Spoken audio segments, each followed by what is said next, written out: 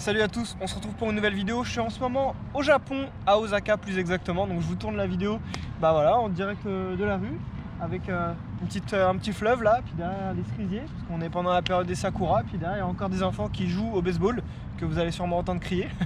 Aujourd'hui on se retrouve pour parler des courses par étapes comme le marathon des sables. D'ailleurs, pendant que je fais cette vidéo, le marathon des sables est en train de se dérouler dans le désert du Sahara. J'ai pu participer d'ailleurs au marathon des sables pour la 30e édition, donc si jamais t'as pas vu les vidéos, je te les mets dans le petit i là-haut. Et du coup je me suis rendu compte que dans les courses en étapes, le marathon des sables c'était carrément la plus connue, alors qu'en réalité il existe plein d'autres et certaines qui sont même plus dures que le marathon des sables, sauf que on les connaît pas forcément, et du coup c'est de ça que j'ai envie de vous parler dans cette vidéo. Alors on peut dire que de manière générale une course avec étapes c'est une course dans laquelle tu vas avoir une distance totale à faire, mais qu'en réalité elle sera découpée en plusieurs parties. Dans le monde de l'ultra trail, il y a quand même un format qui se distingue clairement, qui va être 250 km en une semaine. Donc ça se déroule en 7 jours, mais souvent en 6 étapes, parce qu'il y a une étape longue qui va prendre 2 jours. Et un autre critère de ces courses avec étapes, qui est quasiment présent à chaque fois, c'est l'autonomie. C'est-à-dire que vous êtes en autonomie quasi complète, donc en gros l'organisation ne s'occupe de pas grand chose. On se demande pourquoi on les paye quoi. Non, plus sérieusement, en fait ils s'occupent de l'eau, parce que c'est le truc que tu peux pas porter sur une semaine, surtout dans le désert où tu vas boire à peu près 35 litres d'eau en une semaine. Voilà, c'est pas possible que tu portes ça. Donc du coup ils vont s'occuper de l'eau, ils vont quand même te mettre un abri à disposition, mais qui est vraiment très sommaire. Et le balisage, voilà, en gros c'est à peu près tout ce dont ils vont s'occuper. Après c'est à toi de porter ta nourriture pour la semaine, donc ils vérifient quand même que tu as la bonne quantité de nourriture, que tu fasses pas n'importe quoi. Si jamais tu veux du confort, donc comme des vêtements de rechange ou un duvet, ce qui peut être très utile parce que ça peut aller dans les températures négatives, le désert par exemple, la nuit. Et si tu veux un matelas de sol, ce genre de choses, c'est à toi de les porter pendant toute ta course. Donc en gros ce qu'il faut comprendre c'est que tu vas courir ou marcher avec un sac qui fera entre 7 à 12 kg. Donc c'est quand même un gros facteur à prendre en compte, parce que faire la course, faire 250 km avec un sac aussi lourd, c'est quand même une difficulté supplémentaire. Donc si on prend la plus connue qui est le marathon des sables, ça fait 250 km dans le désert du Sahara en 7 jours. Il y a 6 étapes, parce qu'il y a une longue étape qui fait en moyenne entre 70 et 90 km. C'est une course qui coûte environ 3500 €. Peut-être que ça vous paraît cher là, mais vous allez voir qu'en fait c'est quasiment le prix de toutes ces courses avec étapes. Donc voilà pour la présentation des courses avec étapes et du marathon des sables. Maintenant on va parler des courses avec étapes qui existent dans le monde. Il y en a quand même vraiment partout dans le monde, mais qui sont carrément moins connues. Donc je vais vous en présenter quelques-unes qui m'ont paru vraiment intéressantes et qui me tenteraient bien de pouvoir y aller un jour. Mais voilà, comme tu as pu le comprendre, en termes de temps et de prix, ça fait mal. Alors on va commencer avec 2 courses par étape qui me tentent beaucoup, et on va dire qu'ils sont indépendantes, parce qu'ils ont une ou 2 courses maximum. Vous allez voir qu'après c'est des gens qui ont compris un peu que ça avait du succès, et donc ils en ont créé une, ils se sont rendus compte que ça marchait et ils en ont créé 5 autres par exemple.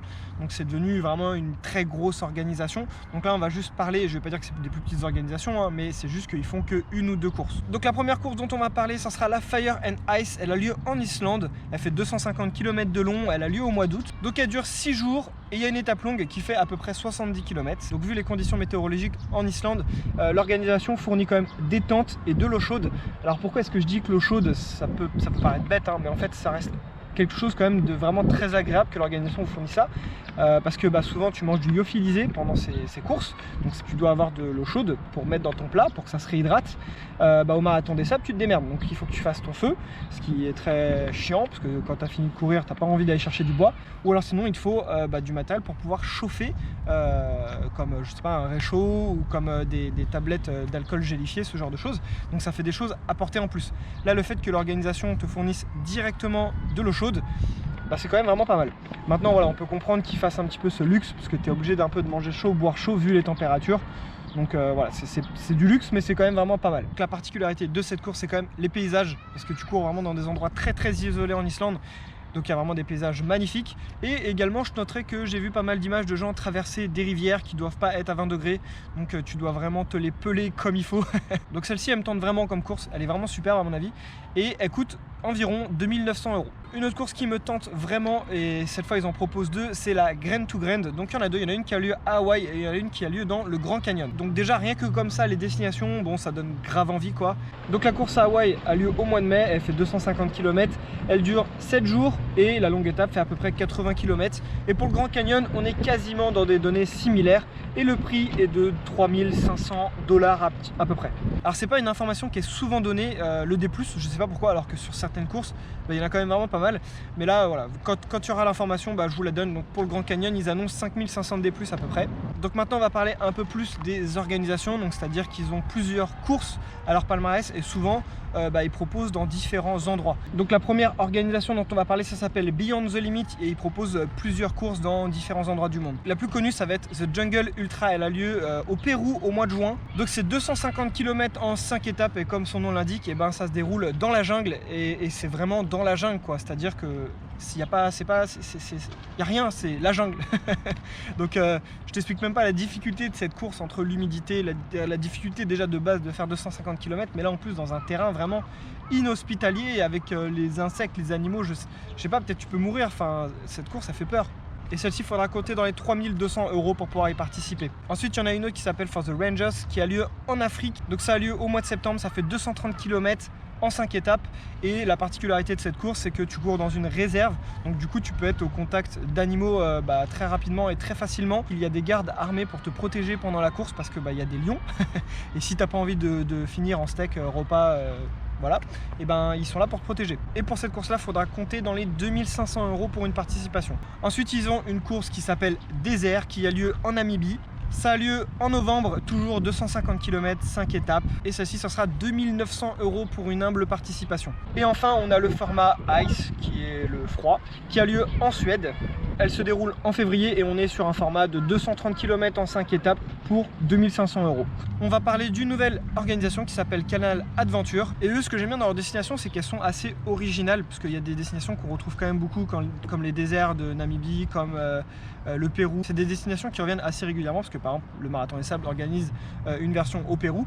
Et là, ces destinations, ce sont les seules à les proposer et je trouve ça assez cool en fait. Donc la première, je vais vous parler, ça s'appelle l'Ultra Asia Race qui a lieu au Vietnam, dans le nord du Vietnam plus exactement. Donc là, on est sur une course en 4 étapes pour faire 160 km. La plus longue étape fait 40 km. Il y a environ 6000 de D+, et elle coûte 1400 €. Donc voilà, pour le coup, ça pourrait être une bonne introduction en course en étape parce qu'elle n'est pas trop longue, elle n'est pas trop chère et en plus, le pays dans lequel tu vas est hyper dépaysant. Pour avoir fait le nord du Vietnam, même si j'ai pas fait la partie où se déroule la course, c'est vraiment génial et c'est hyper joli. Ensuite, une autre destination qu'il propose, ça va être l'Australie. La course s'appelle The Track. Je pense que c'est la plus longue que j'ai pu trouver. Donc cette course en Australie fait 520 km. Elle a lieu vraiment en plein milieu du désert australien, là où il n'y a absolument rien du tout. Et tu as quand même 10 jours pour pouvoir faire cette course, dont la longue étape qui fait 127 km. Voilà, rien que ça va, ça va, non ? Bon, pour celle-ci, il faudra compter la modique somme de 2600 € pour pouvoir participer. Il y a l'Ultra Bolivia Race. Elle a lieu en septembre, elle fait 220 km en 7 étapes avec 2400 de D+. La longue étape fait entre guillemets que 42 km. Mais la particularité, c'est que tu peux monter quand même jusqu'à des 4100 d'altitude. Donc tu montes très très haut. Donc le mal d'altitude, le manque d'oxygène, tout ça, plus l'effort. Je pense que ça va pas être simple. Et le prix de celle-ci est à 2400 €. Vous êtes français? Oui. Vous parlez français? Un peu. Ah, c'est bien, c'est cool. Bon voilà, le hasard de tomber sur une japonaise qui parle français.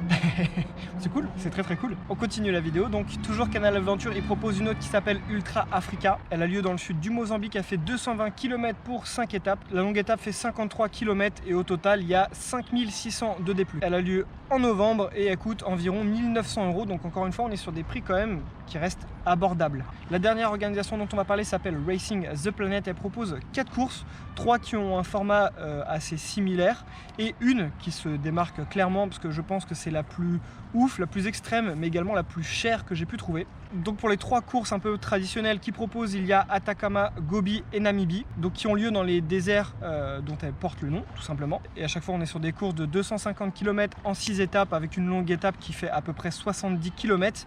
Et en termes de prix, c'est environ toujours 3800 $. Donc déjà, pour pouvoir participer à ce format un peu particulier qu'ils proposent dans cette 4e course, il faut une invitation. Et pour pouvoir recevoir cette invitation, il faut faire 2 de leurs courses. Donc soit Antakama, soit Gobi, soit Namibie. Il faut en faire au moins 2 de ces 3-là pour pouvoir recevoir l'invitation.